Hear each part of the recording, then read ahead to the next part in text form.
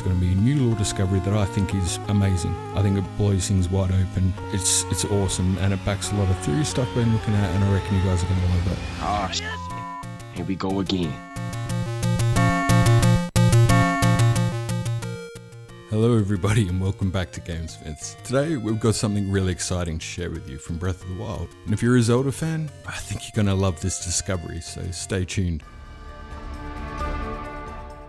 As we all know, the Triforce is a central element in Zelda lore, representing power, wisdom and courage. Traditionally, it's depicted in a very specific configuration though. It's one we've come to recognise and is familiar across all the games. The Triforce of power sitting at the top, and that's aligned with the goddess Din. Wisdom is on the bottom left, depicted with the symbol of Nehru, and lastly we have courage on the right, aligned with the goddess Furore. Throughout the Zelda series to date, these three virtues, power, wisdom and courage, have been symbolic and embodied by key players. We have Ganondorf as the Seeker of Power, Zelda the Keeper of Wisdom and Light, and lastly Link as the avatar between the player and the game, courageous knight who defines the spirit of Hyrule itself. In exploring Breath of the Wild for some theory material I was working on, I found something intriguing in the Sanctum area of Hyrule's Castle.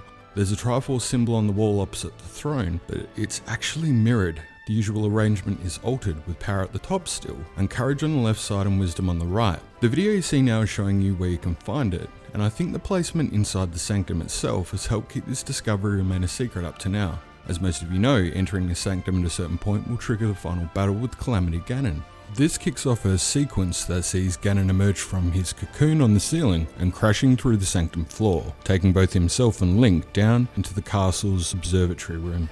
The location of the Triforce in question is above the entryway into the Sanctum itself, and it sits opposite the throne, where interestingly enough the more well-known depiction of the Triforce can be found in a configuration familiar to fans of the series, amongst a stave of notes referencing the iconic melody, Zelda's Lullaby. Between these 2 points we can find the third Triforce, stylistically rendered into the flooring, central to the Sanctum and the palace itself. Again, the configuration here remains typical of the usual we've seen throughout the series. You might be thinking to yourself, what does this all mean? Is it a mere artistic choice, or does it signify something more significant like a shift in the game's narrative, or a new perspective on the virtues? Well, if you've been following the channel for some time, you know that I've been presenting an overall theory arc as to how the Zelda games fit together. And the Triforce itself? Well, that's a central pillar to that approach. Specifically, I covered a video called Master Theory about how stylistic choices in Breath of the Wild had come to my attention, signifying a deeper meaning to the characters and their role in the series. This one's a little bit left field, but hear me out.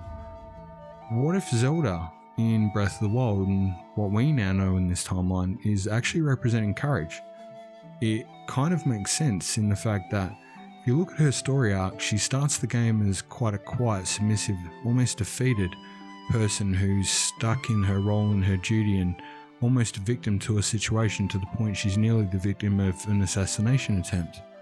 But by the end of the game, with everyone in turmoil and the whole Hyrule, she walks up wholly and solely, no armor, no sword, no shield, to take on the biggest bad that you've ever seen on her own and hold it at bay for 100 years. That's courage right there.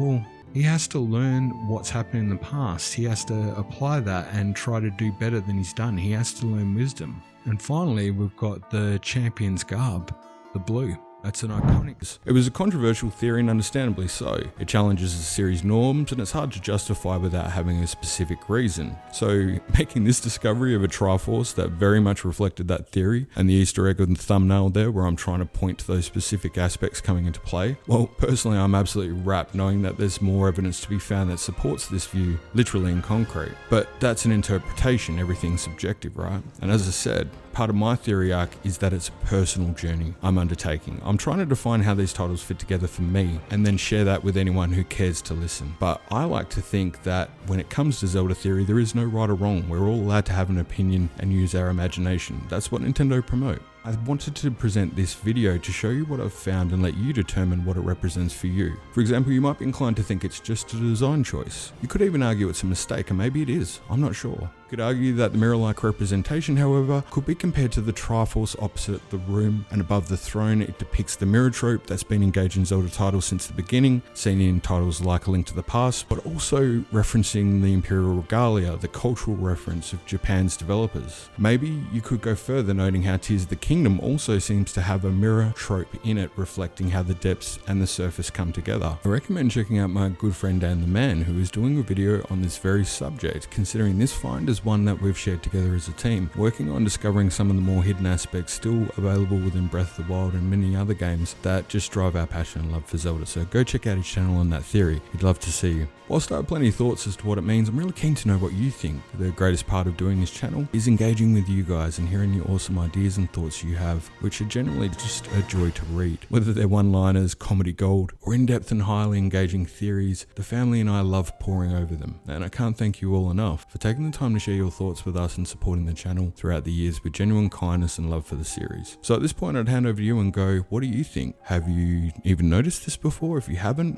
what does it make you think is going on? What are your theories on it and what could it mean for the series? It's all good to hear and I'd love to know more. Whether it's related to this discovery, the overall theory arc, or maybe just anything Zelda related at all that you're passionate about sharing, feel free to drop a line in the comments and I'll try to get back to you as soon as I can. Love reading them. Thanks for watching. I hope you enjoyed today's video. I hope it's inspired you to keep adventuring and seeing what else is out there in Hyrule. There's just so much still to discover and so much lore that we can delve into and talk about. It's really exciting. So as always, keep curious, keep exploring, and keep being amazing. We'll see you next time here on GameSmiths.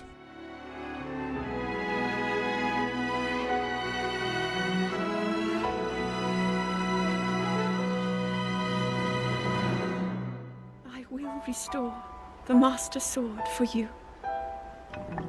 I will care for it until the time comes.